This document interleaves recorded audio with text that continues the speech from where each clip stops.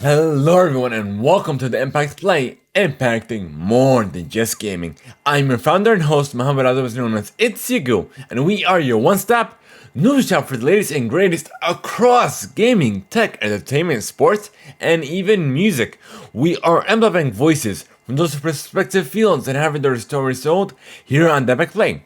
Join us as we record the show live over at twitch.tv/the Impact Play and by clicking on that notification bell so you will be notified when we do go live or later on YouTube or even on your favorite podcast platform. Just simply search for the Impact Play. However you consume your content or whatever you consume it, we are there. Your support keeps the lights running and keeps the content rolling. You can support us over at anchor.fm/the Impact Play /support via Patreon. Reserve recruits and above get the show ad free. Go to recruits and above, have exclusive access to not only the post show, but they can even call in to be a part of live experience plus early access and so much more. Learn more and come on Patreon and support it today at patreon.com/the Impact Play. Or even by using our credit code, the Impact Play. We are an Epic partner. So with every purchase you make within the Epic ecosystem, we do get a commission to help support the show for the elevators to take us to no heights and no extra cost to you. When you use that credit code, the Impact Play. This is the Impact Play's Atlanta Film Festival episode 157, where there was a filmmaker roundtable discussion that took place today as of this recording, April 26th. So everything was pre-recorded, keep that in mind. And just enjoy the amazing content if this does apply to you. So thank you guys so much. So stay tuned and enjoy. All of this. Then you realize that money doesn't last very long. No, because I shot everything guerrilla. It was my first time having to pay for permits and having to pay my crew what they actually charge and not just some food. And so the money went in a couple of days. It was not what I thought it was. Everybody's like, if I had $1 million to make my first feature, and I'm like, you still can't pay your crew when you have $1 million. No, like, I've been doing budgets forever, and you just can't. And when you have $1, everybody wants one. So what I used when you don't have money, right? Life is good.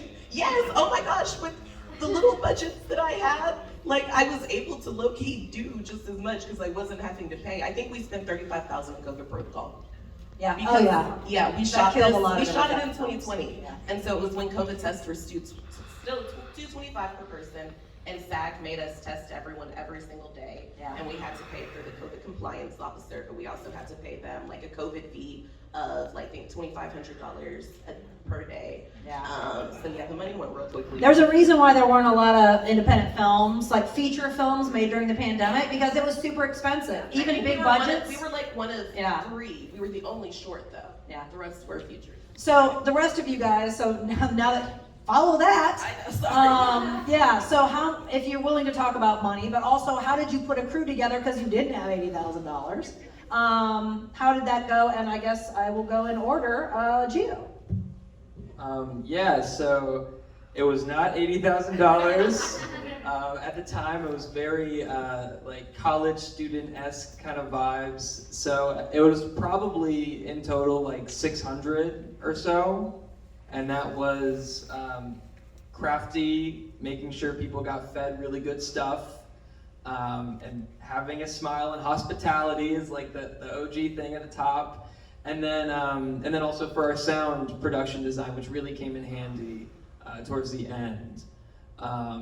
But yeah, it was a lot of the kind of classic, like, just meeting folks and having such a base of friendships, so then you can go into working together and really developing close communication with each other.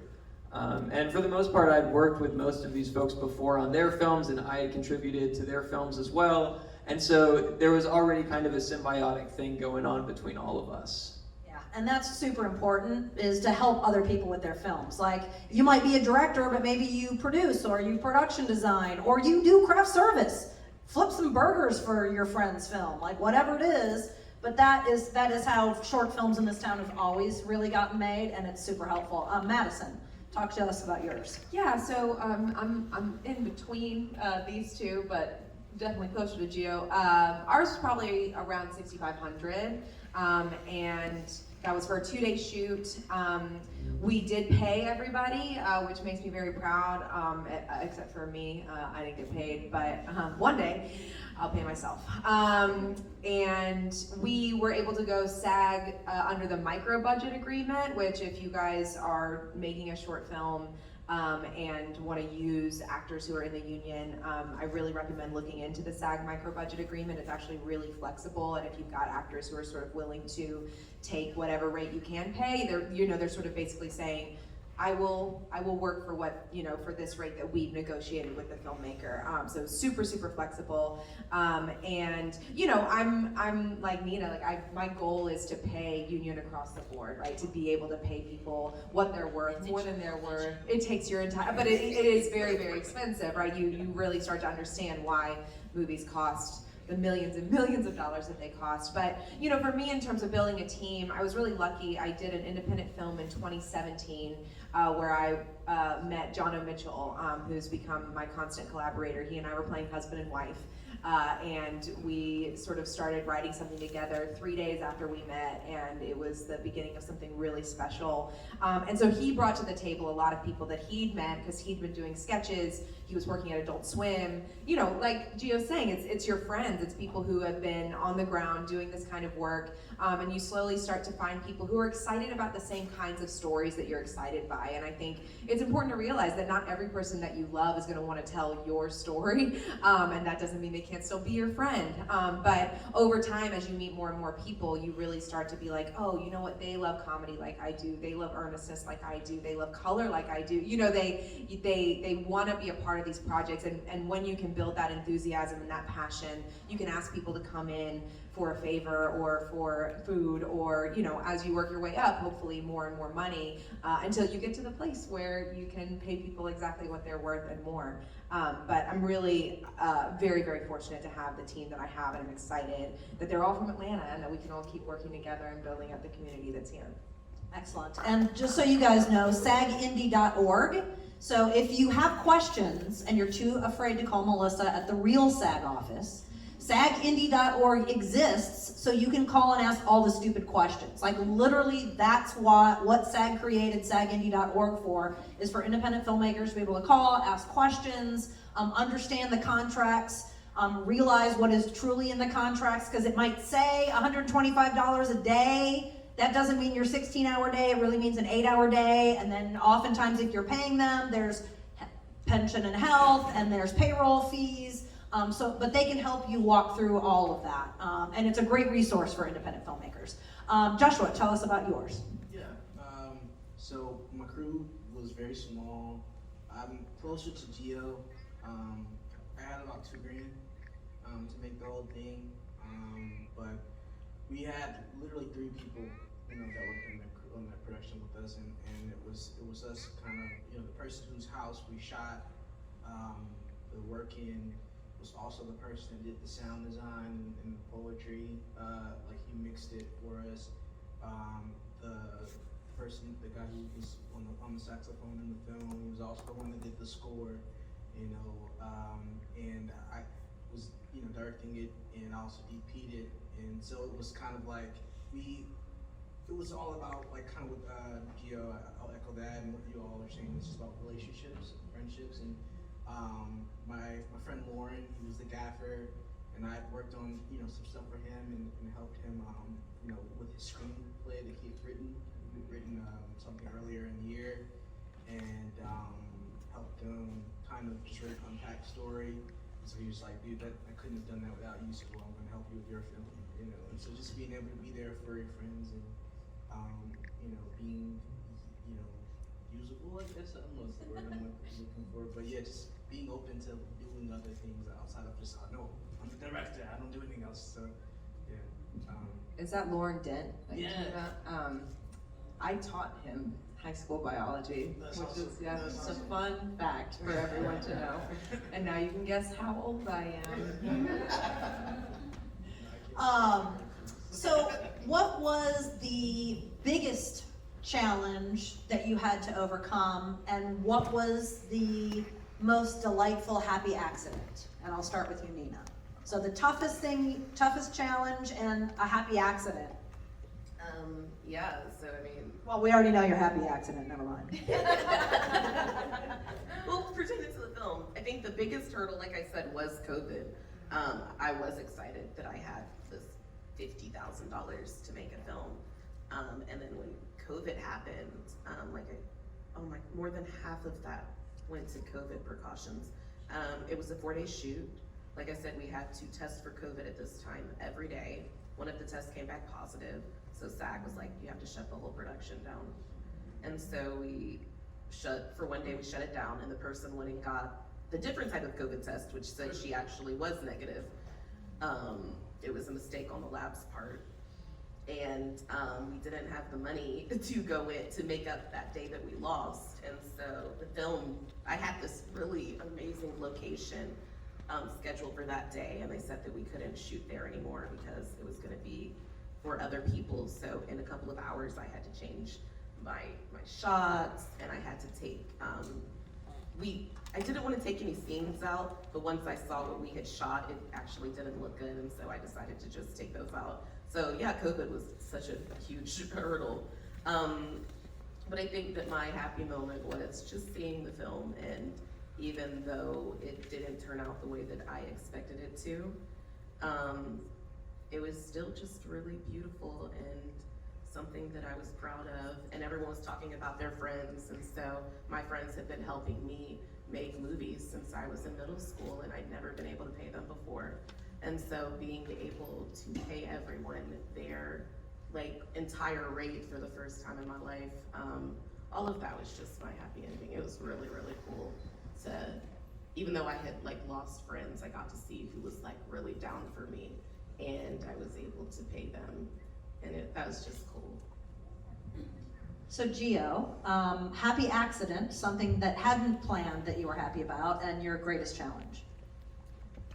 I think kind of mine is a mix of both, really. And I said this last night. When I originally wrote the script, they have interactions with this star through the telescope, and I kind of imagined it more animated in a way. And I think it's one of those things of you spend so much time with a project, it transforms, and I think it's so easy to lose track of certain small details sometimes. At least for this one, it was, that happened for me, where by the time I got it into post-production, I went really in the realism sphere of it, with just kind of making a little After Effects thing of stars in the sky, and it looked like any kind of normal glance through a telescope. And so it was kind of this realization that by the time we got into sound design and we were trying to hammer down the sound for the star as it sings to them, it just wasn't playing well. And so it really took some time to talk with my sound designer, and I realized that we needed to go completely left field. And actually talking with one of our main actresses, Celine LaGrange, she was like, why isn't it animated? And I was like, dude, that's what I wanted from the beginning, and I forgot. So, and I was like, damn, I got 1 month to pump this out before the Atlanta Film Fest submission. I gotta do it, let's go. And so I spent, 10 days in my room. The lights, I boarded up my wall. Instead of using Duvetine to block out the windows, I would just gaff tape my blanket to the window shears. And I looked like I was plotting an apocalyptic runaway somewhere, but it was just my room and doing stop motion stuff.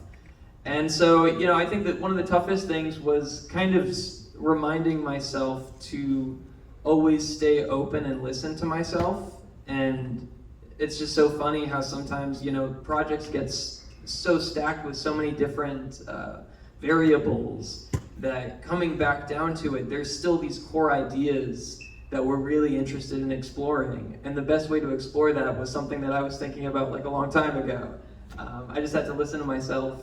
And I'm really grateful that I had such a strong team that they, were so down to share what they thought we should do. And yeah, it was just a big game of yes and, a very improvised kind of listening. Nice. Madison, happy accident and biggest challenge. Yeah, I think, with it being my first time directing on my own, I was really nervous about like not getting what I would need in the editing room and wanting to have a lot of different shots. And with the way that our days worked out, it was an 11-page script and we had to do 9 of them on the first day. And I had a bunch of shots and we were probably about halfway, maybe a little bit more through the day. And Jono, who's a really a very experienced director, is looking at me like, no way, there's just no way. And so I saw him put his head together with my AD who'd flown in, a friend of mine from New York who'd flown in for us, and they like scribbled away on a piece of paper, and then they presented me with, I think you combine these 5 into this one, and these 4 into this one. And it was such a great lesson for me, and like, first of all, trusting your team. Like your team can come in and save the day, especially when you're wearing a lot of hats on set. And we had everything that I needed. By the time I sat down with my editor, Steph Jones, it was so easy to see how this movie came together, and I didn't need all that extra stuff. That was just my fear, and I was trying to pad the shot list so that I was less afraid. And then I would say the happy accident, something that was really meaningful for me. The short is about a girl band of 4 women, and I play the only fat one. The other 3 women are thin, and so for my casting process, it was this weird thing of like, who are the thinnest people I know, which is never something I've thought about before.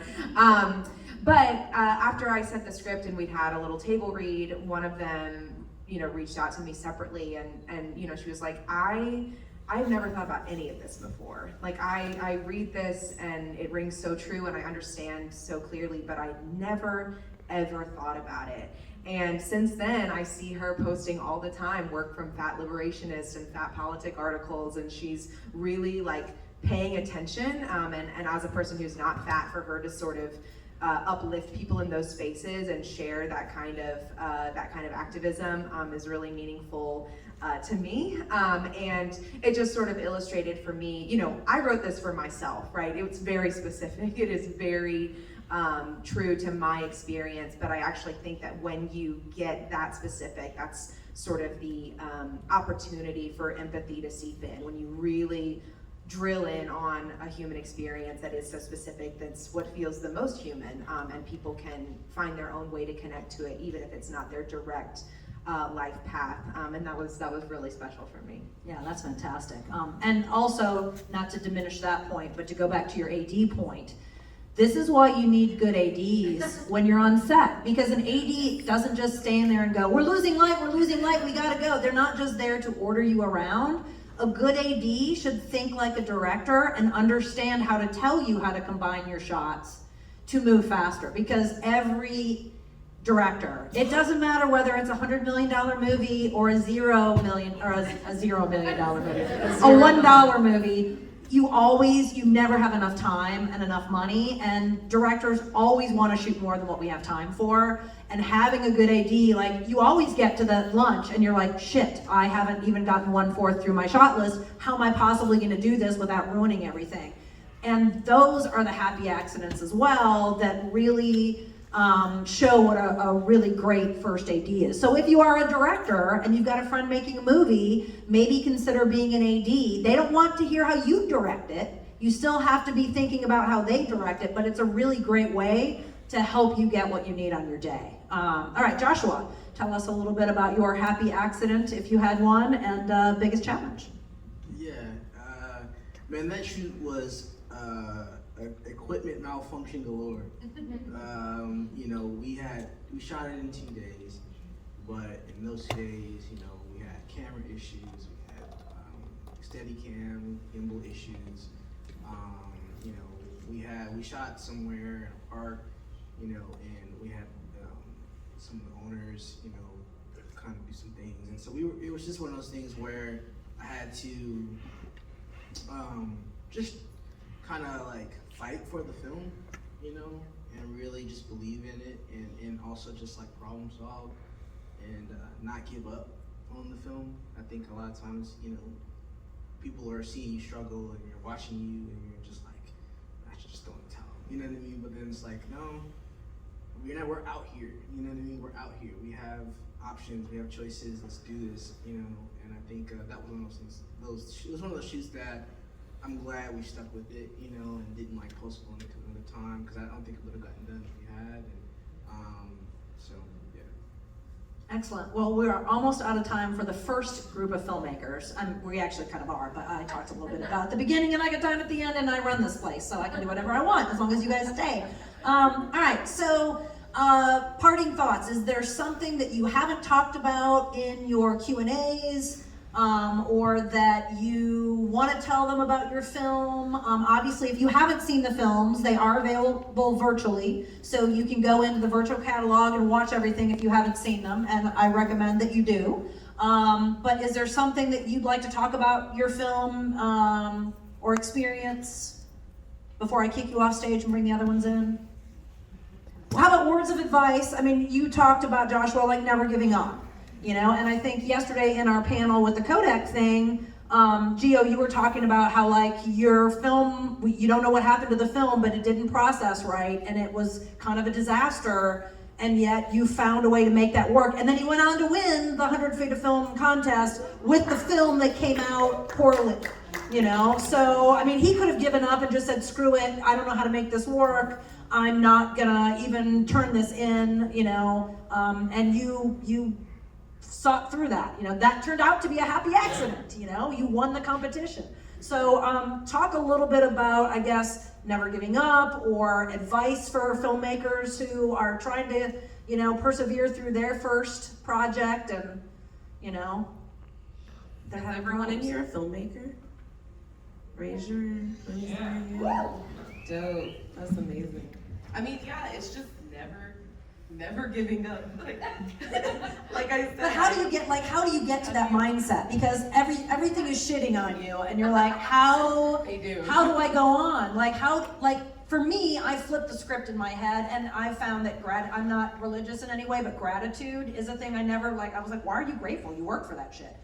But I found that when things are going poorly and I flip it and go, okay, like what is the one good thing? Can I hold on to one nugget of good? Like that flips it in my head, and then I have a new attitude, and suddenly magic happens. Yeah. So what is the thing that helps you guys persevere? I think for me, I am religious and spiritual, so I know like my relationship with God. I journal, like I'm a writer in every sense of the word. So I have all my journals from like 2nd grade up until now. And so a lot of times I'll go back and read my journals. And when I was younger, journaling for me was actually writing movies. So they're really weird. I used to write as if I was Anne Frank. Because I saw that movie when I was little. It's really weird. And then I used to write as if I was on the Trail of Tears. And then the third person I used to journal as was a little girl in Africa pre-colonization. And I would just like remind myself, like, you weren't this weird ass kid for no reason. Like, you have to become a filmmaker. Like, you have to tell these stories, or else you were just this weird 3rd grader for nothing. Like, you cannot give up. And just give yourself those pep talks. Connecting with my inner child has also been important for me. Like I said, because I have wanted to be a filmmaker for such a long time. And it's just like, you can't let your 10-year-old self down. And every time I'm able to do that, I'm able to pray and get strength from God, I swear I level up a little bit. And it doesn't mean that it happens overnight. The stuff with the girls' room happened in 2017, and I didn't release anything again until, sorry about that. I don't know if y'all are familiar with that. Yeah, and we released that in 2020, and then Artistic. I went to college, so I feel like I'm talking a lot, but I swear I'm gonna make a point. But I went to college, and my school didn't have a film program. And my freshman year, anyone that would listen, I was like, we've got to make a film program. Let's do a student film festival. And for 4 years, everyone was like, no, no, no. And then finally, senior year, spring, before everyone got to graduate except for me, because I had dropped out and went back. But I wanted to do it before all my friends graduated. I finally met a professor that was like, this is an excellent idea. We're gonna do a student film festival at Spelman College, and it was the very first one. And I could have given up my freshman year, you know. I could have given up my sophomore year. I could have given up my junior year, but I was like, I'm not gonna stop. And now that film program is still going on, and girls don't have to struggle the way I did in film. And so you have to think about the fact that it's not you giving up. If you give up, you don't just give up for you, but you give up for people that are coming up under you. And that sounds like it's a lot of weight to carry, but I swear it's not. Gio, what do you got to say? Follow her again, I'm sorry. I know, We it's picked really this the wrong tough. way, I should have saved her for last. I'm gonna. Is it But just? I'm older too. By the time Gio's my age, he's gonna probably be on his second A24 film. So. Well, the way independent films are going, A24 won't exist anymore like all the other ones done, and there'll be something they're new. making Wishful money. thinking. They're making money again. Well, you know, for the short time. We'll see. Yeah, I'm playing the long game. Like, I've seen them all come and go, so, but I'm hopeful, because I like their work. Me too. Anyway, all right, what you got? Okay, so to follow Nina, I'd like everybody to close their eyes and not look at me, because it's a lot. I'm just kidding. Please don't. Keep your eyes open. It's fine. So it really took me a minute to like think about how to answer this, and I think listening to Nina talk really like had something ringing in my head. The voice of my mom. My mom always tells me that I'm a filmmaker. You are a filmmaker. And I think it's so easy because a lot of us like get caught up in, you know, we have to take other jobs. We have to, when we're on the indie level, we really have to find a way to survive, which is like, it's totally cool to do that. You have to do that. But at the end of the day, if you're making a film, if you're working on a film, you're a filmmaker and nobody can take that away from you. That's what my mom said, and that's what I try to keep and remind myself of. So, you know, if you haven't made a film in like 5 years, 10 years, you're still a filmmaker. You got a good mom. Madison. Oh, I have this metaphor that I come back to over and over again. I developed it when I was teaching a screenwriting class, and it applies to, I think, a filmmaking career, but also I'm an actor and a screenwriter, and these are all really uncertain paths that we've all sort of chosen to take. And I hear a lot of people talk about, like, you know, what's your dream, what's your goal, what's the top of the mountain for you? And as I thought about it, I was like, I don't think it can be a mountain for me, because mountains have peaks and you either get to it or you don't. And so it's this sort of sense of either victory or failure, and that's a lot to put on a person. That's a lot to put on myself. And so I think about this career that I'm doing as like this flat, endless, foggy field where you can't even see like 10 inches in front of you, and you just have to look around, and then you walk, you take a step, and you don't know where you're going, and you don't know what's gonna get you there, but you have to keep walking, like you guys are saying. And everything that you do, every audition you do, every film that you make, every person you meet, every script that you send out to be read, it's like sending a flare up into the sky, and eventually someone's going to show up on your path, and they're going to say, I was looking up at the right time, and now they're going to walk with you. And everything that you do together, that's more flares and more fire in the sky. And the goal for me is that my path is so full of people that have become a part of my community, and my sky is so full of fire that I can't see the fog anymore, and that is purpose. And that's something that you can just do. You can just keep doing that, and there's no money, there's no fame, there's no outside influence attached to that sense of, I have my people and we're telling the stories that we want to tell. And that keeps me going every day. And that brings up a really good point someone said to me recently. Like, when you hear a no, it's not no, it's not now. So when someone turns you down or something goes wrong, just because a lot of times you meet somebody and it's not now, but you're building a relationship for the future, and then it becomes a yes later. Joshua, any words of wisdom to follow all these brilliant people? A lot of pressure. No pressure. Yeah, no, I kind of similar to what Madison said, in this idea that like you're not just doing it for yourself. Community is important. There's just people that I've surrounded myself that won't let me give up. So it's gonna come back on. Just there's just people that I've kept around me that just won't let me give up.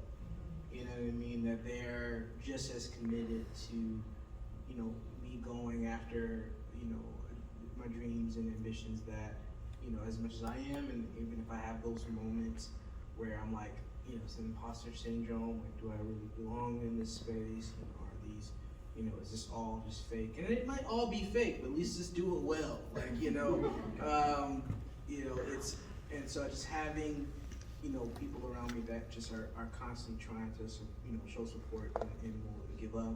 Just investing time in that. Like, you know, film is collaborative for a reason. You know, I think there is just a lot of times this sensationalizing, especially in the city. Sometimes just doing it all by yourself, and it really puts a lot of weight on you. You know, that we're not really supposed to have as humans. I don't feel. You know, I think we're supposed to be, you know, being around other folk and sharing thoughts and hearing perspectives that you wouldn't be able to like know on your own, you know, just in your own world. So I think that's just important. You know, I think it also gets rid of this idea of being alone. You know what I mean? When you're alone, you feel like the world's against you. But when you're around other people who are sharing in certain like specific pains and sharing certain struggles, you're able to like say, hey, why don't we just do this together? Let's just find this place for us inside of our art, you know. And I think that's been the biggest helpful part for me, just not doing it for myself. That's great. All right, round of applause, everybody. And now I'm going to kick y'all off.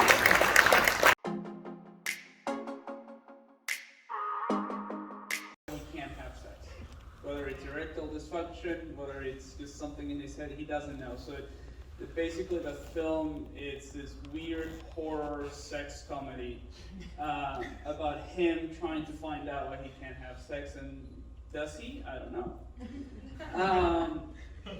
Funny enough, for me, that idea just came from scrolling through Facebook, and then I just started seeing weird people like, it's like, your friend liked this article about young men who have erectile dysfunction. You know, nowadays, more young men are more likely to have erectile dysfunction. I was like, what the fuck is this? Let me make a movie about it. And then from that singular idea, I just started to think about what the film actually was, because I didn't want it to be some type of piece about erectile dysfunction. I wanted to create a general theme about what sex is like and how scary sex is portrayed in our culture. And then personifying that fear within this one singular character.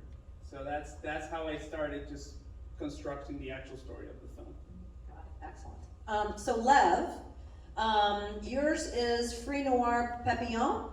Did I say that right? All right, because I fail miserably at French words generally. So from the In My Town Shorts block, so your film is experimental.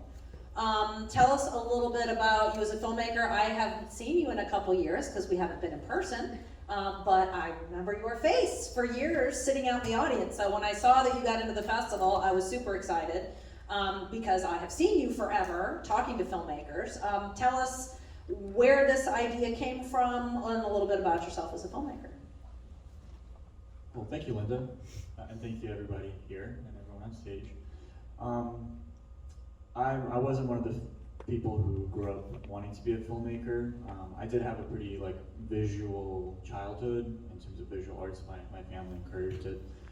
Both my parents are artists of some sorts. But when I grew up, I essentially became a scientist. I have a degree in biology. I was doing cancer research.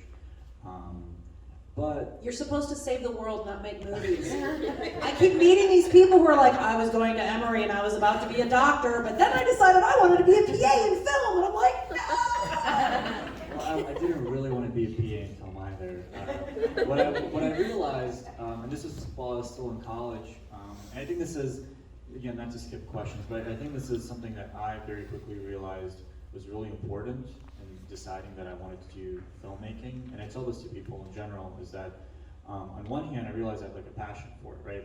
I was like, I think I have a talent for it. I think I have an ability to think visually, maybe from my childhood. So I think I can do this. But the other hand is I had a patience for it. And I think what everybody has said, it takes forever to make even sometimes the shortest things.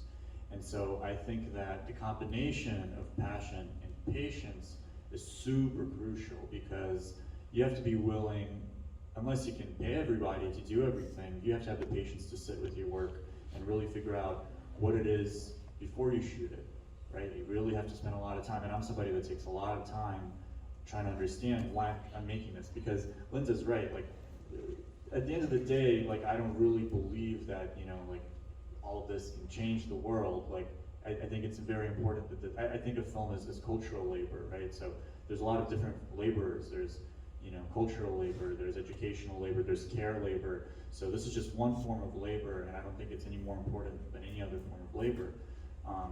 But if I'm gonna spend my time doing this type of cultural labor, why am I doing it? Like, I don't wanna feel like I'm creating something that I don't 100% believe in and trust and feel is important.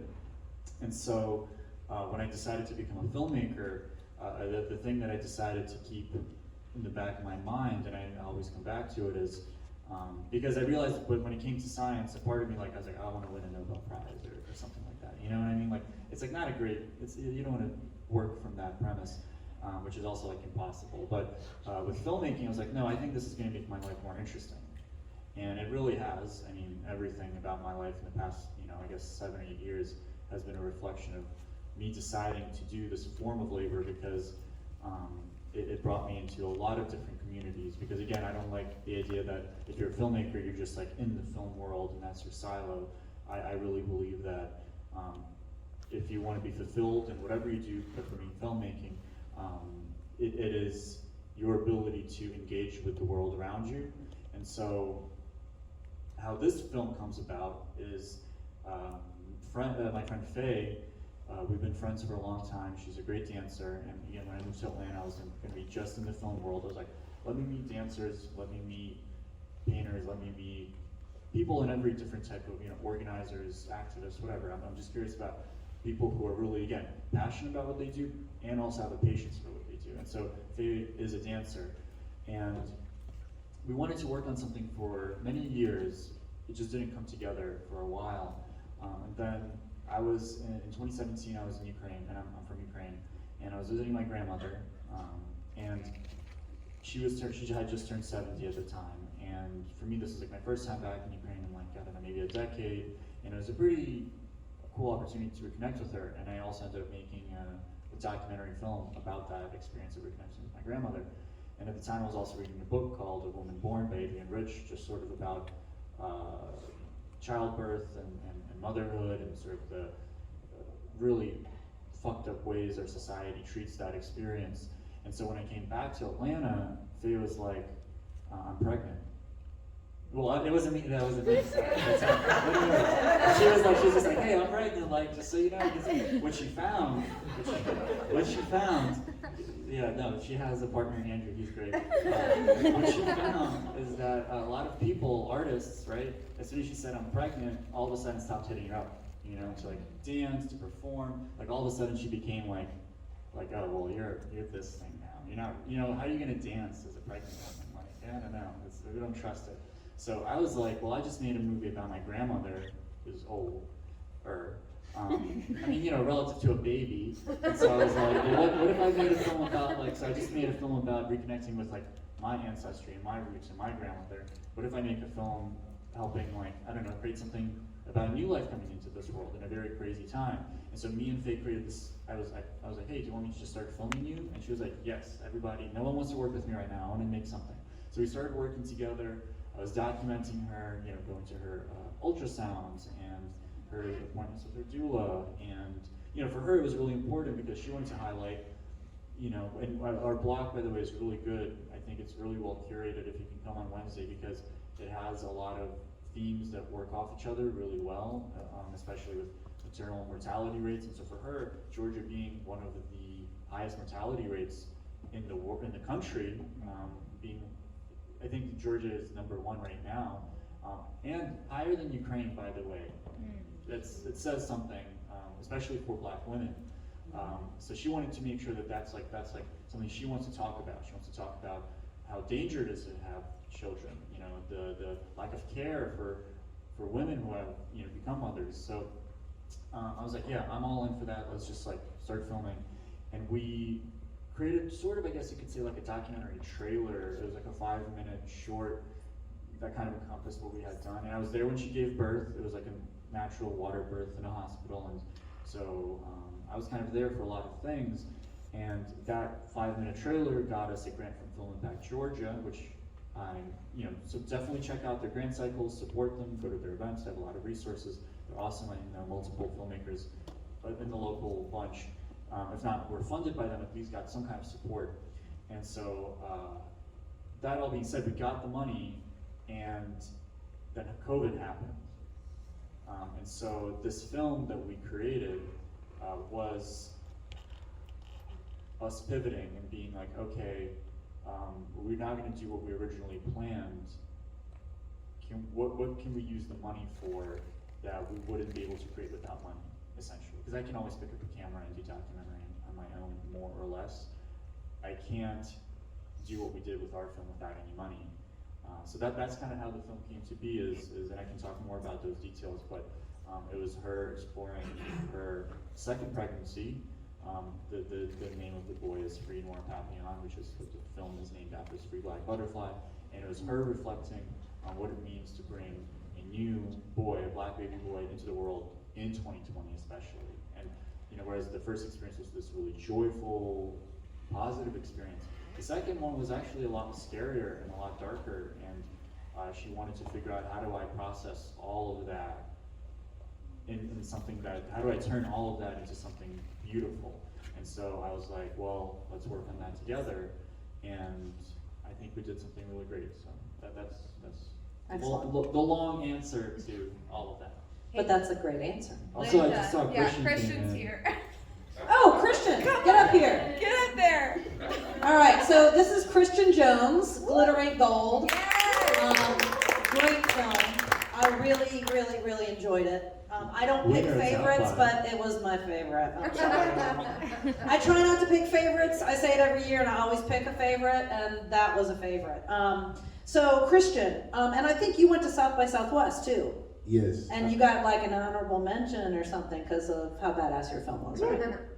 Yes, a special jury recognition. Yeah. I'm so sorry for being late. No, that's okay. That's okay. I'm happy you're here, and I'm glad they let me know. So, and perfect timing. So, tell us a little bit about who you are as a filmmaker. Was this your first movie, and where did the idea for your film come from? So I'm Christian Nolan Jones. I'm from the east side of Atlanta. I live on the west side now, so it's a little bit of a conflict of interest. Yeah, I wanted to make a film about buying my first fake chain. It's like a memory that's always stuck with me. And so the character is in the 6th grade in the film, but I was in the 4th grade. And the chain itself, I don't have it anymore. But just like how hard I went for getting the chain is just something like that has stuck with me ever since then. And you know, my mom told me not to buy it. She was like, it's gonna turn your neck green. It turned my neck green. So, you know, but it didn't matter because, you know, when I put it on, it was a really special moment for me, so yeah. Yeah, you captured that really, really well. Thank you.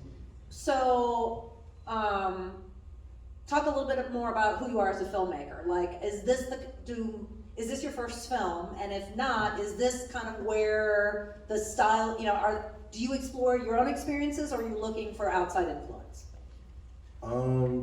For me, I have to like really, I guess, attach myself to the material in some way. But I do like exploring like my own personal experiences. Like I said, this is a story that's solely about myself, but this is my 3rd short out of school. If we're counting all those shorts, it would be like my 20th, and I hope nobody ever sees any of that work that I did in high school. But that's what helped you develop your voice. So it's important definitely. work, just not anything we have to see. Yes, I mean, I did share it for a while, like maybe the first year out of film school, and I wasn't, people weren't really gravitating towards it, so started to slowly bury it. But no, it did help me with my voice, and I think that that's the cool thing about film school, because you get to learn a lot about, you know, the process of filmmaking, you know, through production and working in different roles, but then also you get to see sort of like what other people gravitate towards, and, you know, what you sort of feel like would be good for you in your process. So, you know, I realized very quickly that I didn't want to be a grip, and I didn't want to, you know, do sound. Even though I did all of those things in film school, it was just all about directing for me, and I think it's worked out so far. So yeah. Excellent. So going back to the question I asked all of them, which you can answer or not on the budget question, but what was your budget? Where did you find a crew? And how did you, what was it? How did budget, crew size, and how did you put your crew together? We'll start with you, Allison. Sure. For this particular short, I mean, it was different from ones I've done in the past. The ones I've done in the past have been more, I don't know, a little bit more grounded in narrative than this.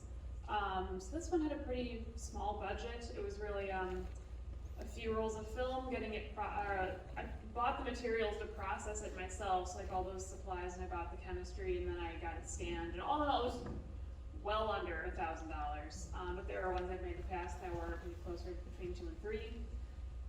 They've all been self-funded, which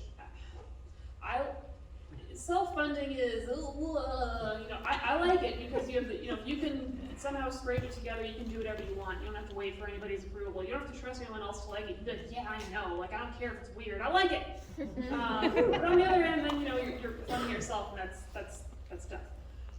But that's what I've done.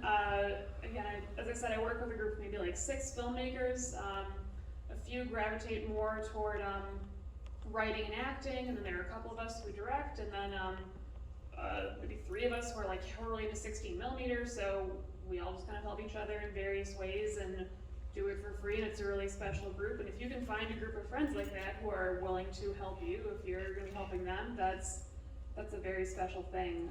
And also, as I said, I really prefer a smaller group just because I feel like we're getting better and better at it and more efficient. You don't have like people like standing around, and I feel like it lets you be a little more flexible, especially if you're going to be like shooting without a permit somewhere and you want to like run away quickly. Like, it's easier if there's 6 of you, not like, all right, let's get the caravan. So I've never done that, never done it. But I have done it, it would be easier. So that's how I do it. Camilla. My budget was $4,500. And that was actually like the first time I didn't put my money into it. So Georgia State University has this thing called Neo Network, which is a different story, so I'm not really thanking them. Something happened after. And this is why I don't record panels. But I got hired to make a film for them. Essentially this, that was a great thing, that they allowed me complete creative freedom with the project, and they give you a budget and they give you a quote-unquote director's fee because you're working technically for the state. So that's how I got that funding. In terms of the crew, it's kind of cool that when you walk up to a local ICG, like the local 600, and say, hey, I need a loader who can load my film camera, they get really excited about doing that. So and at that time I was working at Airy Rental, so a lot of the people who come in to prep and stuff, I was able to have a lot of that camera support, and they also helped my cinematographer Luke throughout the process. Our crew size was about 25, and so it was a 5-day shoot every weekend in a row. One of the hardest things that I've gone through as a director, because I was also a producer, I like to just kind of keep a handle on budgets and stuff like that when I direct. And that process was really hard, just to keep everything in budget, especially shooting on film. So it had to be so exact. And there is a happy accident that happened because You don't get to tell us yet. I will. Save that for later. I will. So yeah, no, at that point, for me, production design was very important, feeding people and all the really good friends that came on board in this project and all the actors that were just really excited to tell the story. And yeah, just keeping track of that budget was really hard. Yeah, I was talking yesterday during the film panel, like, as a production manager, when I hear high-speed film going through the camera, it makes like this high-pitched whine, and literally my eye starts to twitch. You can just say high-speed film, and my eye starts to twitch, because it's just cha-ching, cha-ching, cha-ching, cha-ching, cha-ching, cha-ching. I used to do music videos, and I'm like, well, that was $10,000 in the blink of an eye. It was painful, painful. That's the tough part with shooting film, especially when you grow up on digital, because you feel like, okay, well, I can just let the camera roll, and you can't do that with film. But it makes you a better director, because you have to be super, super prepared and know exactly what you need to get and how much footage. You have to do math. Math is important in film. So Lev, talk a little bit about yours. Budget, I assume because it was a documentary and you were kind of following her life, that you had a pretty small crew just because of the intimacy of it? Well, so the original thing we were working on was the documentary. The film that's playing here is, it has documentary elements. I was there when she gave birth the second time. And that was just me with my camera. And you know, you can always talk about budgets. I mean, how much does it cost for me to have a camera, right? Like, there's always these investments that you make over, you know, years of just like, well, let me get this lens, or let me get this. So I'm always very careful about what I get, because I don't have unlimited money, you know. Everything I pay for myself, so I always invest in things that I feel like I really need if I want to make something on my own, essentially. And so, you know, I have that. For this film, though, we got the $5,000 Film Impact Georgia grant, which is great because it's a no strings attached grant. I mean, they hopefully, you know, they pick a person that's going to do something good with it, but there isn't, like, I pitched a documentary and I did not make a documentary. It has documentary elements. It's a hybrid, I guess you could say. But this film, in addition to the 5,000, I probably put in another 3 or 4 into the production out of my own pocket, because once you start spending money, it's so easy to spend money, and that's, you know, compared to Nina's 80,000. But once you start spending money, you go, oh right, like we need a scissor lift. I guess that's $800 to have it on set, or the COVID testing, having good quality food, having warm breakfast, you know, all of that stuff. You know, especially if I'm going to spend money, I want to make sure that it's good. And also, you don't want to forget post-production, right? So I put a little bit of money into post-production, to festivals. So all in all, I probably spent about 10 grand on this film. Plus, my producer definitely charged some money to the game, as he says. That means he just was like, yeah, don't worry about it, we'll cover this a little bit, you know, cut it out of my fee, or cut it out of whatever. And then the actual crew, we had about 10 people, and that was a really solid group of people. I brought on Kevin Wall and Landon. They do S2S Productions. They're sick. They can make your $5,000 or $8,000 make look like 50 or 80, just because they have a lot of deep connections in this city. And I think that's important. You know, it's like, you don't necessarily have to be best friends with everyone on set. You just have to be really good friends with somebody who also has really good friends. And then they bring their really good friends, because they trust their really good friends, right? So that's the other part. So they were able to get a really solid crew, and you know, the location was through my connections with Magdalena and Faye, and it all worked together really well. And like, yeah, everything just comes down to like how, you know, if we're shooting and we're getting all these like higher, more expensive rented lights and a nicer camera, everything kind of starts to add up. We have 10 people, we paid everyone on set, so it does all start to add up. And I also had a really great cinematographer, Amber. I worked with her before in a film. She shot an older film that I did called Birth of Pleasure. So I had the people that I had in the key positions were people that I really trusted and really knew. And the flip side of that, they also really trusted me, I think. I'd like to think so. I think a part of that is because, like I said, I'm not going to make something that I don't really believe in. When I bring people in to make a film, I really try to explain to them what I'm trying to make and why, and be very specific. That's not to mean that they don't have a lot of input.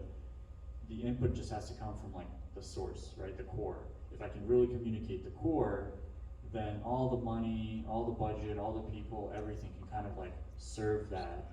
And that core is beyond me, right? It's something I'm trying to reach beyond myself and, you know, beyond Faye. Like that's like the deeper thing, right? So like if we can go to there and I can communicate what I think that core is to everybody else, then we can figure out how to structure our shoot around that. And that's kind of how that went. Yeah, and I think it went really well overall. And I guess that's Perfect. the answer. Yeah. So a couple things, FIG, Film Impact Georgia. They have a lot of resources. They raise money from the community to give grants to filmmakers and screenwriters from projects they pick. So they've got a Facebook page and a website. Definitely go check them out. Christian, I saw, because a lot of people's credits didn't come up in the version that I saw on the back end of the system, but I did see yours, and I swear I saw Common as the executive producer. So I'm guessing you got some sort of story like Nina had. So I don't know if you want to talk about what your budget size was. You don't have to, but what was your budget if you want to talk about it? How did Common get involved? I'm tossing that one in there. And then crew size and how did you put your team together? My budget wasn't as big as Nina's, but it was pretty big. It was $35K for production, thereabouts. We had to raise a little bit more money after we went over during production. I think like towards like the latter day. It was 3-day shoot, Friday, Saturday, Sunday, and Common actually. It's really funny. I haven't really told too many people this, but so I got connected to him through a college friend like years ago, and basically, you know, we hit it off like after a drunken conversation at Crosby Hotel in New York, and I got him to admit that Gucci Mane was one of the most influential rappers of the last decade, and he hated it, but he had to agree. So like after that, whenever he would come to New York, we would play spades together, and like he would be my spades partner, and I would tell my mom about this, and I'm like, Mom, this is like so weird. Like I play spades with Common like every other weekend. What's going on? But you know, through that, I didn't really ask him for anything up front. Like I just sort of just like let the relationship develop like naturally. And you know, he would always say like, well, what are you working on? Like, how can I help you? What can I do? What can I do? And I'm like, I don't know, man, I don't know. And then, you know, Glitter came up, and I was like, okay, like this could be something, you know, that I can work with him and his team with. And he had started this creative collective called Stardust Kids. And the idea was to sort of like help us with our projects. And I said, hey man, this is something that I'm really passionate about. You know, like, would you want to support me in this? And he said yes, and I talked to the rest of the team, and you know, they agreed, and I told them how much, and they didn't really bat an eye, and I was like, dang, I should ask for more. That's pocket change. That's like, you know, a late night food run. Yes, no, definitely, it actually is. I know, I made those late night food runs for them, so yeah. Yes, I've seen them spend money before, and it's like mind blowing. But it's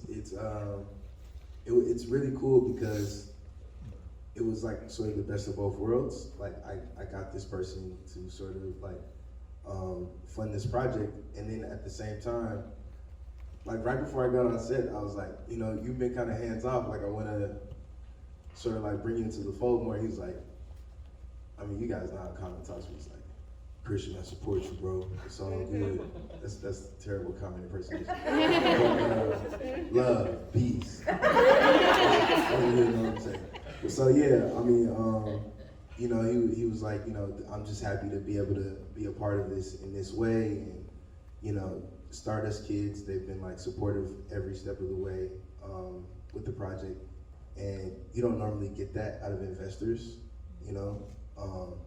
I've had, my first film was actually privately financed also, and it was just terrible, like from start to finish, in terms of like that relationship. So to see the other side of it has been really cool, and to be able to create with like, you know, the understanding that whatever comes on the other end, they trust, you know, what's gonna come out of the edit. But to bring the crew together, we actually work with a lot of the same people that I've worked with on my last 2 projects. So I try to keep the same synergy just because it's easier to communicate ideas. And a lot of us have talked about trust, and I think that trust is important, definitely for your crew to have in you, but also to be able to be vulnerable with your ideas too, and not feel like, oh, this is like really silly what I'm telling you. So yeah. I think the key to that kind of investment is that they don't expect a return. Like anybody who expects a return off a short film, you either lied to them and told them they were gonna get one and they weren't, but most investors want a return on investment. But you have to find those angel investors who believe you in who like you're a spades partner. He already knows he likes you, so it's like, I can help you out. And having those angel investors, they're so hard to find, but they're super important. So we're gonna go long, because you guys just need to wait until rush hour traffic goes anyway, so we're gonna take an extra 10 minutes to get through the end of this. So, happy accidents, the hardest thing you had to overcome, and a happy accident. And Allison, I will start with you. For this particular project, I feel kind of like the bulk of it was a happy accident. Like, I really just took these cartridges of Super 8 films, like, we're putting them in beer. I bought some, like, gel silica granules that got dumped in there. There was some Kool-Aid involved. Like, I had some sense of what it could do, but I wasn't totally sure. I was like, oh, I could have just brewed this. So that, you know, I'm glad that I didn't. I guess, I think the hardest part is just with every film. Again, when you're an independent director, you're just the one who's always pushing all the time, and that just gets really exhausting. And I feel like there have been shoots that I've been directing before where, like, something happens. Either it becomes like a certain hour, or trying to do a hard thing, I just suddenly want to cry. And one of them was like after a break, and I was like, this guy doesn't love me anymore, I can't do it. And I was like, okay, get it together, you gotta film right now. I'm like, okay, fine. But like, there's just, I don't know, there's a moment where all that stuff can become too much, and there can be multiple moments. And also the editing is hard too. I mean, I kind of mentioned this at the Plaza screening the other night, but like, you know, you have a plan for a shoot, and then you start editing it, and you've got all these pieces. It's like you've like taken apart a radio, and you're looking at the piece, and you're like, oh my god, what? Is this a thing? Like, I don't know. And you just have, I don't know, just a real artistic panic, an existential panic, a shame panic, and like, oh my god, what have I done? But then you just, you know, keep playing with it, and it becomes a thing, and you're like, oh yeah, it's fine. It is something. But like, I think there are just real moments of deep and profound self-doubt in filmmaking, and you just kind of need to recognize that it's a normal part of the process, even though it's unpleasant, and just like, you know, trust that it's happening, but it's not the only reality about your project, and just kind of keep going, keep pushing through, and then, you know, you might have a radio at the end. Camilla, happy accident, hardest challenge. Well, all the night shoots that we had for Deer, specifically the woods part, our Jenny just kept dying, and it's one of those where the rental house is closed, you know, and you just have one PA running back and forth trying to get the gas, because the thing is just burning gas for the you know, the lights and stuff. So that one was, and also the first night shoot as well, of the date scene, because I had to rewrite the whole scene when I got to set. There was a couple of scheduling issues that happened that forced me to just have to do a bunch of changes. And then the final one was the last 2 scenes. The film messed up. So You were shooting on that same camera again, weren't you? No, it's another. It was the SR. It was the SR. the areas are. The last two scenes, I don't know what happened. I think it was maybe just loaded improperly. So the last two scenes of the film just messed up. It looked like, yeah, really bad. And so, of course, you got the heartache of like, oh my God, the film is not finished. I can't go back to shoot. And I remember sitting outside of Midtown Art Cinema, just waiting for a friend before we went to watch a movie, and I just closed my eyes and I was like, end it like that. And I was scared to end the film the way it ends. I was really scared. I was like, what am I gonna do to this audience? So, where it ends right now is not where it was supposed to end? Yeah. Oh my God, what a happy accident. Yeah. Like, that is so much, I don't know how it was supposed to end, but I love how it did end. Yeah. No, and that was that, and I was like, okay, no, these are the moments that you just have to commit to that moment, and I just decided to just end it where it ended. You can catch it online. Just don't turn up your sound if it's at night and you're having parents. Anyways. Yeah, I had my sound turned up way too loud. I was like, whoa, okay. There's not even anybody in the house, but I'm gonna turn that shit down just a little bit. So yeah, that was the biggest happy accident, and I that one, like, as a director, it was like one of those moments where I felt like, oh cool, I get to have this type of power, you know, and give that to the audience. Nice. So Excellent. Lev, happy accident, biggest challenge. I mean, I think you've kind of touched on them, but. That's awesome, by the way. That's like a great. Yeah, that's I fabulous. think the ending is great. So I'll say this: the biggest challenge is Faye wanted to make this film because she was in a dark place with her second pregnancy, and we've collaborated together for quite a bit. And for me to have to like take her anxiety and her fear over being pregnant, which I've never been pregnant, being black, I'm not black, being a mother, you know, because that's separate from the actual pregnancy, because that itself is, you know, two different things. So taking all of these things that are not actually things that I have firsthand experience with, and then taking her work that she was creating from all of that energy into movement, and I'm not a dancer, and trying to understand what it is she's trying to say with all of that. If you haven't seen the film, there's a scene towards the end, right, where it kind of switches at the end to a more documentary part where with her dress and her head, and I was like, for me that really clicked. I was like, oh, I get it. I understand how to make this work. And so the challenge of trying to like be really make sure that I'm doing, you know, honoring everything that she's putting in, and always double checking with her that I'm in step with what she is thinking. And at the same time, you have to not be afraid to challenge the person too, right? Because if I'm just there to be like, oh, you said this, I'm gonna do this. You want that? I'm gonna do that. Really just being like, yeah, I don't get why you're telling me that this is the way it should be, or why are we gonna do it this way? And so I think that really requires a lot of trust between both of us. And I think that's a huge challenge because, again, there's a lot of decisions that she was gonna make that I was like, I don't know about that. And then she afterwards was like, thank you for like pushing me on that, because those weren't gonna be the right decisions. And so I think that's the biggest challenge, is especially with everything that was going on that year, with just the energy and the intensity.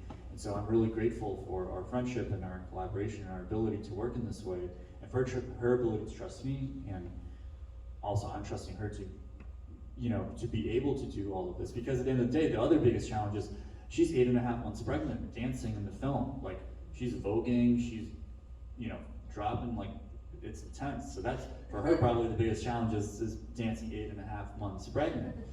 And it was like a big boy inside of her.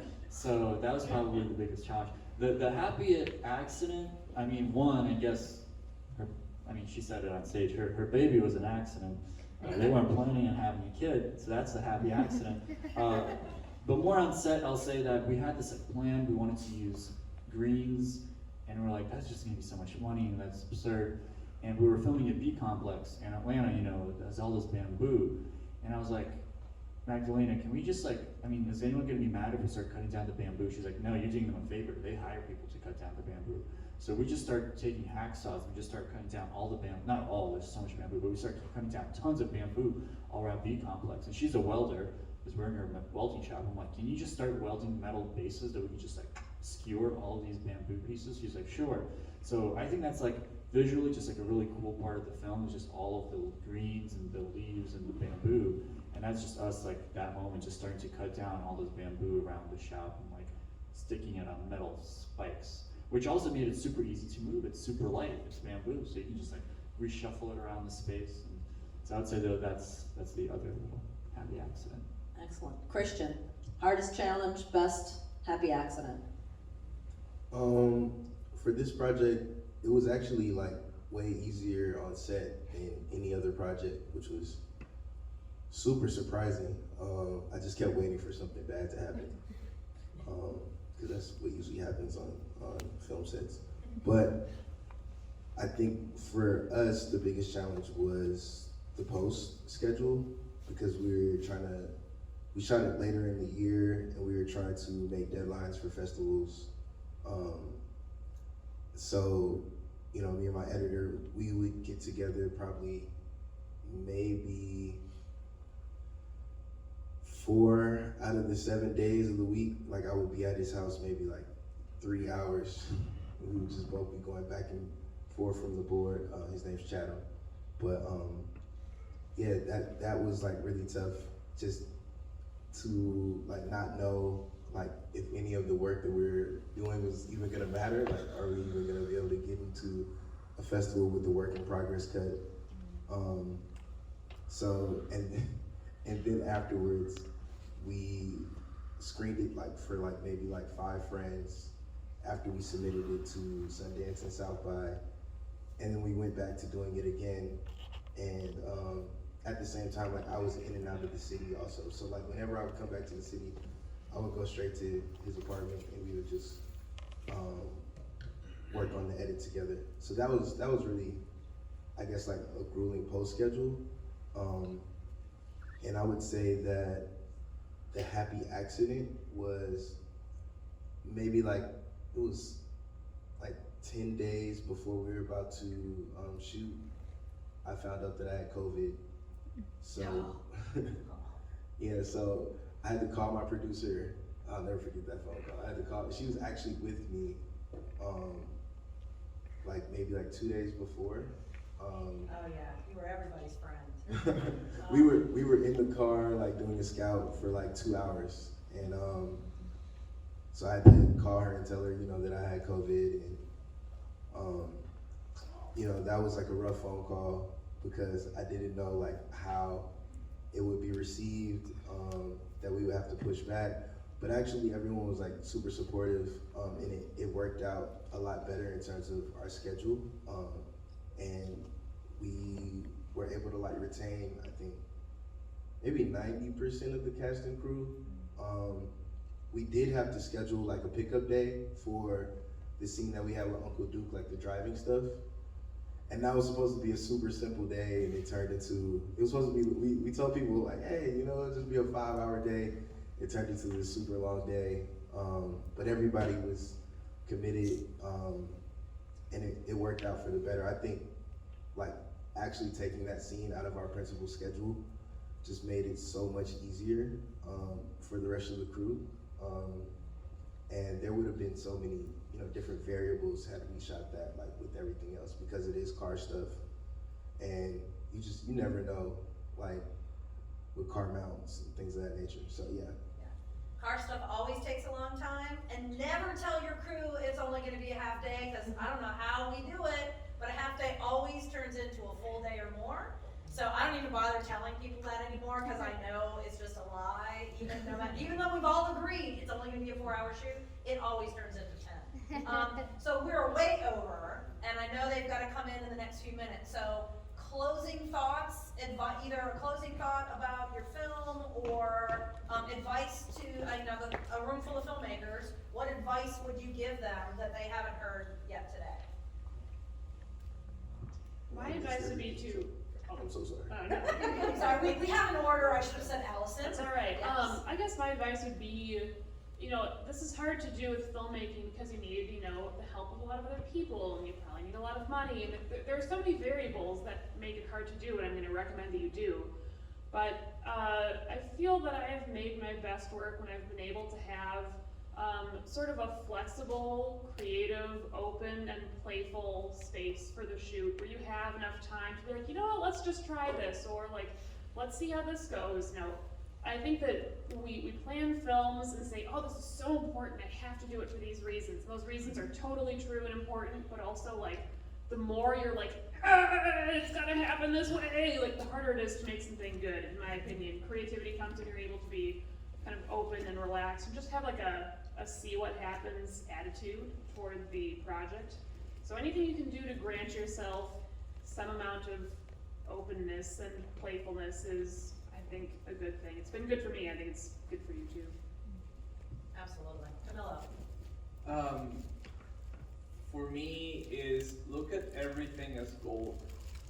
Your friendships, heck, a table in your house. That's setback right there. Look at everything as gold, because eventually those things are gonna be the things that will help you make your films. And just never stop making them. Never stop making them. Whether it's on an iPhone, whether it's on a 16K3, whatever. Like, when you stop, the muscles. This is like, being a director is like learning how to play a virtuoso. I see it that way. Piano, on stage with a concerto. The more you wait, the more you will lose your abilities. And just keep doing it. That's all I have to say. Never stop. It's a muscle that atrophies. Yeah. Lev. I think one of the most important things you could have is integrity. Integrity means that you're honest first and foremost with yourself about why you're making work, why it matters to you, why you're involved with it, and it also means being honest with other people and keeping your word, If you are making something, and that goes beyond filmmaking, just being able to be honest with other people, I think, is super, super important, and telling them exactly why you're asking them to be involved and why you're asking to work with them or why you think your project is important. And I think that honesty is kind of the cornerstone of anything that you do. And I think we live in a very alienating, atomized, neoliberal capitalist prison. And it is something that is always trying to divide us, to make us feel like we have to strive for things that are not actually important for our internal well-being. And so I think, like I said, I got into filmmaking because I thought it'd make my life more interesting. And I think in the process I found that it's really also a way to keep me healthy, like as a human being in this world. And I think that's something to always consider is if you're gonna be doing this, because it's really fucking hard to always be making movies, it's better really be something that keeps you healthy, physically and mentally and spiritually. You shouldn't sacrifice your body, you shouldn't sacrifice your mind or your soul for something that isn't also giving all of those things back to you. So I would say that, and the other thing I would add to all of that is show your friends work. I think that's super important. This festival happens once a year, and I made really good friends by showing their work at the old bakery space. I think that the more that people organize screenings, whether it's of local filmmakers, bring filmmakers that you meet on the festival path, make friends you make in other cities, bring their work to this city, bring Atlanta work to their cities, show your movies, make events out of it, even if it's 10, 20, 50 people, because I think by showing work and sharing work, that's when we really start to get better at what we do, because we see what other people are doing in the city, and what other people are doing in other cities. And watching stuff online is never the same as being in a room with people and hearing them laugh and hearing them react. So show more work and share other people's work as much as you can. Absolutely. Christian. I just think that it's important to nurture your relationships and to show up for people, not only when it benefits you.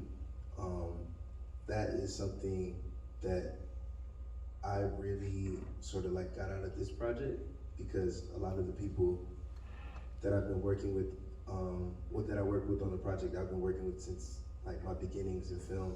Like for instance, me and my producer, Maya Miller, we joke about the fact that like literally our first film project, our freshman year, we did together, not knowing, where it would take us, or not knowing that we would be able to work again.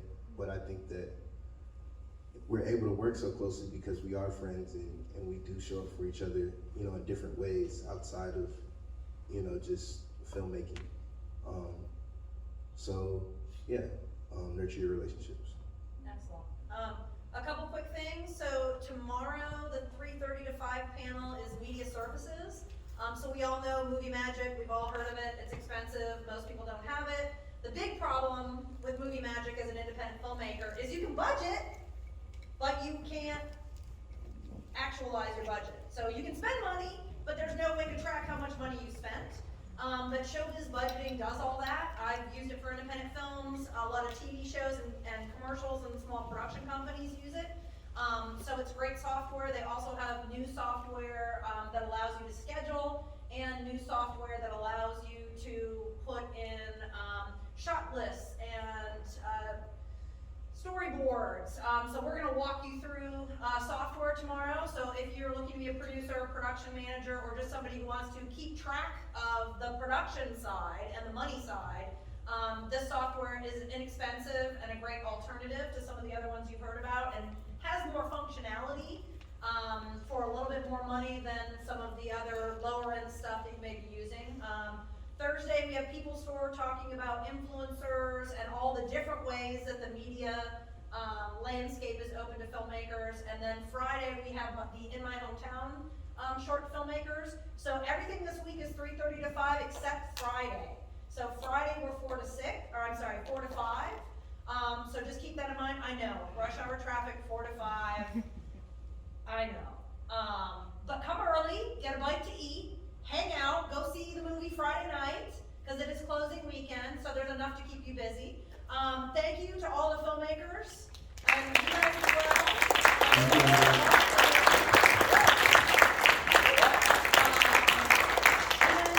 You guys are screening tomorrow night? Yeah, tomorrow night, 7:30, Dad's Garage, the encore screening. Please come. Like I said, it's a very well put together block. All the films talk really well with each other. So the things that I explore in my film, sort of from that dance perspective, gets explored in other ways in documentary, and yeah, just come check it out. 7:30. And same with Georgia's Stories. You will see there's a lot of films, obviously, because we have a lot of filmmakers. This program is 90 minutes long, and that one is 60 minutes long, but there are obvious themes that run through all of these as well. And that's what I think is so fascinating when you look at all these different Atlanta filmmakers who all know each other and help each other with their projects, and have created a wealth of completely different films. Not one is like the other, although they share a lot of themes, and I think that's really cool to see all the different styles of filmmaking that we have in this town too. So thank you guys again for coming out and enjoying Rush Hour Traffic.